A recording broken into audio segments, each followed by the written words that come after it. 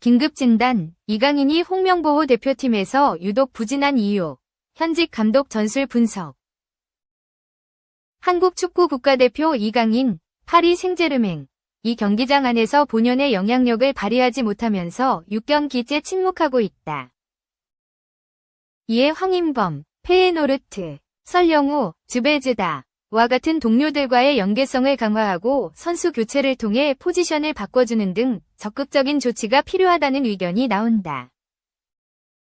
이강인은 20일 한국 시간 요르단 암만 국제경기장에서 끝난 2026 북중미 월드컵 아시아 지역 3차 예선 B조 6차전 팔레스타인과의 원정 경기에서 72분을 소화하며 2개의 슈팅을 기록했다.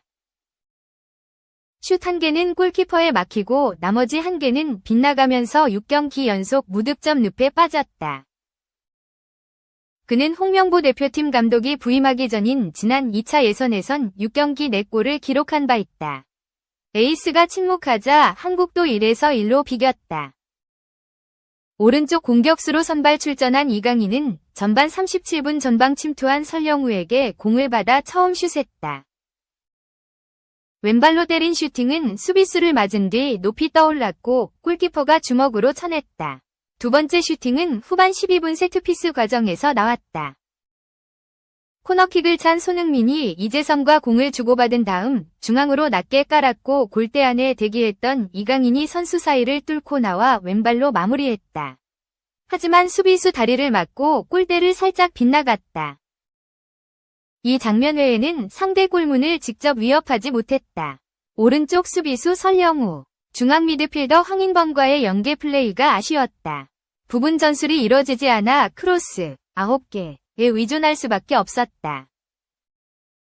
한준희 쿠팡 플레이 해설위원은 이날 서울신문과의 통화에서 좌우 전환 속도와 정확도가 부족해 이강인이 효과적인 타이밍을 잡지 못하고 있다고 설명했다. 이어 설영우와의 연계는 비교적 단순했다. 설영우가 백패스를 하기보단 황인범과 함께 과감하게 움직여야 이강인도 같이 살아날 수 있다. 면서 특히 중앙 수비와 측면 수비 사이 공간, 하프 스페이스에서 조직적인 플레이를 맞춰야 한다고 강조했다. 에이스의 침묵이 더 아쉬운 이유는 대표팀 소집 직전 멀티골을 쏘아 올렸기 때문이다.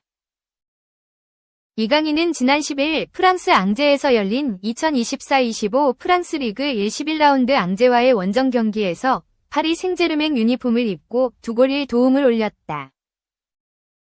소속팀에서 개막 11경기 만에 6골을 뽑았는데 대표팀만 오면 득점력이 줄어드는 것이다. 이강인은 팔레스타인전을 마치고 언젠간 골이 터질 것이라고 믿는다. 그것보다 팀 승리가 중요하다고 말했지만 그의 득점은 결과와 직결된다. 소속팀처럼 상대에 따라 중앙과 측면을 오가게 하는 것도 방법이다. 이강인은 올 시즌 파리 생제르맹에선 가짜 9번 역할까지 소화하고 있다. 한 위원은 선수 교체를 통해 이강인의 위치를 재조정해 볼 수도 있다. 중앙 공격형 미드필더 등도 충분히 소화할 수 있는 자원이라고 조언했다. 2. 대형 실수, 김민재 감싼 조유민, 실점 아쉽지만 누구 한 명 책임 아냐, 현장 인터뷰. 최근 김민재와 축구대표팀 주전 센터백으로 호흡을 맞추고 있는 조유민이 팔레스타인전 대형 패스 미스를 저지른 김민재를 감쌌다. 홍명보 감독이 이끄는 축구대표팀은 19일 한국 시간 요르단 암만에 위치한 암만 국제경기장에서 열린 팔레스타인과의 2026 북중미 월드컵 아시아 지역 3차 예선 B조 6차전 서일에서 1로 비겼다. 승점 1획득에 그친 대표팀은 4승 2무, 승점 14가 되면서 2위 요르단, 3위 이라크에 6점 앞선 선두 자리를 유지했다. 다만 지난 9월 맞대결에 이어 팔레스타인과 2연속 무승부에 그치며 아쉬움을 남겼다. 또 이어진 경기에서 이라크가 승리해 대표팀을 3점 차로 추격했다. 요르단은 쿠웨이트와 1에서 1로 비기며 3위로 내려앉았으나 대표팀과의 격차를 5점으로 줄였다. 핵심 수비수 김민재의 실수가 뼈아팠다. 대표팀은 전반 초반 김민재의 패스 미스로 선제 실점을 허용해 끌려갔다. 4분 뒤인 전반 16분 손흥민의 동점골이 터졌으나 이후 추가골을 뽑아내지 못하고 무승부에 만족해야 했다. 하지만 파트너 조유미는 김민재를 감쌌다. 경기 후 믹스트존 공동 취재구역에서 취재진과 만난 조유미는 예상과 다르게 초반에 실점이 나오면서 힘든 경기를 한 건 사실이라면서도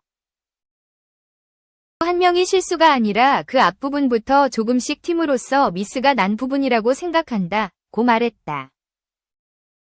이어 아쉽긴 하지만 그래도 바로 선수들이 동점을 만들어냈고 이후에 추가골을 만들기 위해 노력한 부분에 대해서는 긍정적이었다고 생각한다고 덧붙였다. 경기 중 수비 집중력이 흐트러지는 모습을 보인 것에는 추가골을 만들어내기 위해 조금 더 많은 선수들을 공격적으로 활용했다. 그렇기 때문에 수비 쪽에 힘을 덜 실어놨기 때문에 그랬던 거라고 생각한다. 고 어쩔 수 없는 부분이 있었다고 밝혔다. 대표팀은 4승 2무 무패 행진을 이어가고 있으나 6경기 동안 5골을 내줬다. 최근 3경기에서는 연속 실점을 기록 중이다. 1996년생인 김민재와 조유미는 지난달 요르단전부터 4경기 연속 센터백 듀오로 호흡을 맞추고 있다. 축구대표팀의 최근 과제가 실력 출중한 김민재의 파트너를 낙점하는 일이었는데 홍명보 대표팀 감독은 조금씩 해답을 찾고 있다. 지난 9월 팔레스타인과의 홈경기에서 김영권, 이어진 오만 원정에서 정승현을 김민재 옆에 세웠던 홍 감독은 요르단전에서 조유민을 붙여 2에서 0완승을 챙긴 뒤 계속 김민재 조유민 조합을 104위 센터백 콤비로 내세우고 있다. 다만 요르단전 이후 계속 실점하는 것이 문제로 지적되고 있는 셈이다. 이에 대해 조유민은 많이 아쉽다. 오늘도 경기하기 전에 선수들끼리도 그렇고 개인적으로도 그렇고 무실점을 하고 싶다고 생각했다.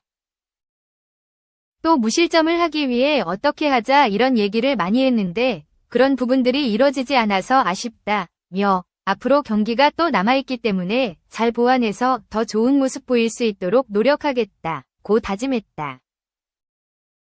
지금까지 경기를 치르면서 개선된 점이 있는지 묻자 조유미는 경기를 통해, 미팅을 통해 경기를 어떻게 풀어나가야 되는지, 어떻게 상대를 공략해야 되고, 상대보다 우리 경기 계획에 대해 선수들이 잘 만들어가는 부분이 나아지고 있다고 생각한다고 말했다.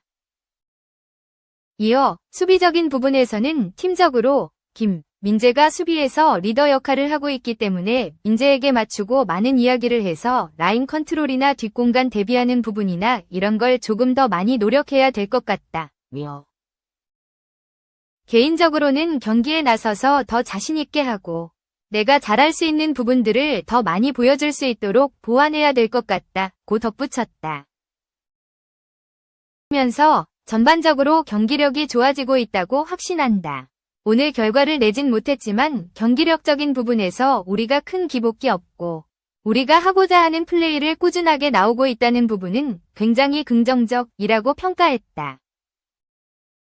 한국은 이날 팔레스타인 원정을 끝으로 다사다난했던 2024년 A매치를 모두 마쳤다.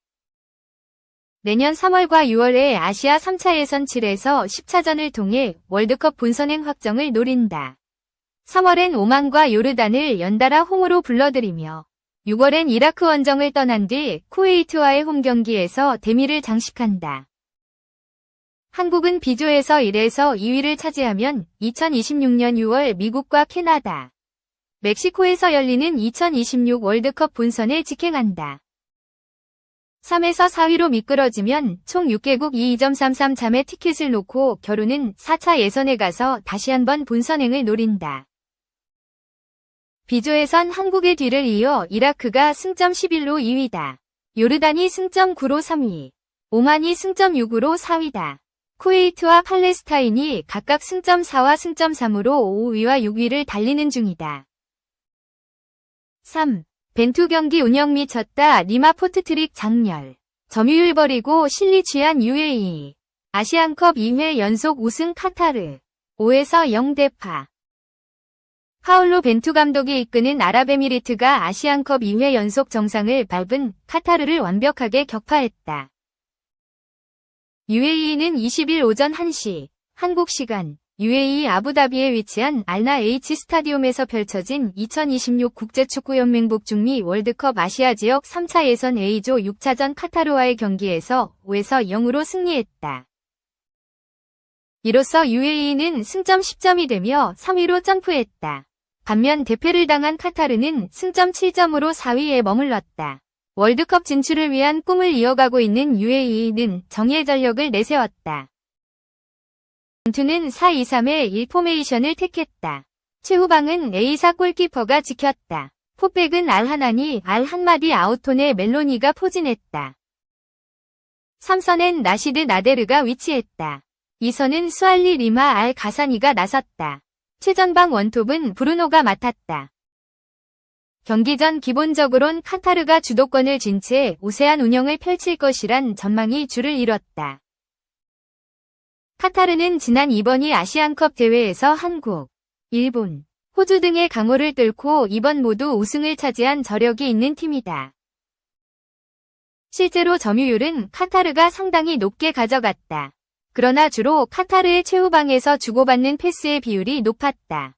반면 벤투 감독은 그토록 중요하게 생각하는 점유율을 내려놓고 실리적인 운영을 취했다. 기본적으로 선수비, 후역습 체제를 구축해 최후방을 단단하게 한 뒤 확실한 찬스를 노리는 방안을 택했다. 이는 전반 초반 70 선제골에 성공하며 적중했다. UAE 리마는 전반 4분 만에 선제골을 기록했다. 그러자 카타르는 수비 라인을 끌어올려 공격적인 대응을 갖췄다. 이에 따라 카타르가 전반 중후반 이후 경기를 지배하며 많은 슈팅을 가져갔다. 그러나 흐름을 타기 시작한 쪽은 오히려 UAE였다. 리마는 전반 45분 페널티킥 득점에 이어 추가 시간 5분 추가골에 성공하며 전반에만 해트트릭을 기록했다. 급한 것 없는 UAE는 후반전에도 기본적으로 선수비, 후역습 틀을 깨지 않았다. 그러자 먼저 움직인 쪽은 카타르였다. 만회골을 기록하기 위해 벤치 내 공격적인 옵션을 대거 투입했다. 그럼에도 UAE의 수비진은 흔들림이 없었다. 기회를 내주긴 했으나 골문을 위협하는 결정적인 슈팅은 허용하지 않았다.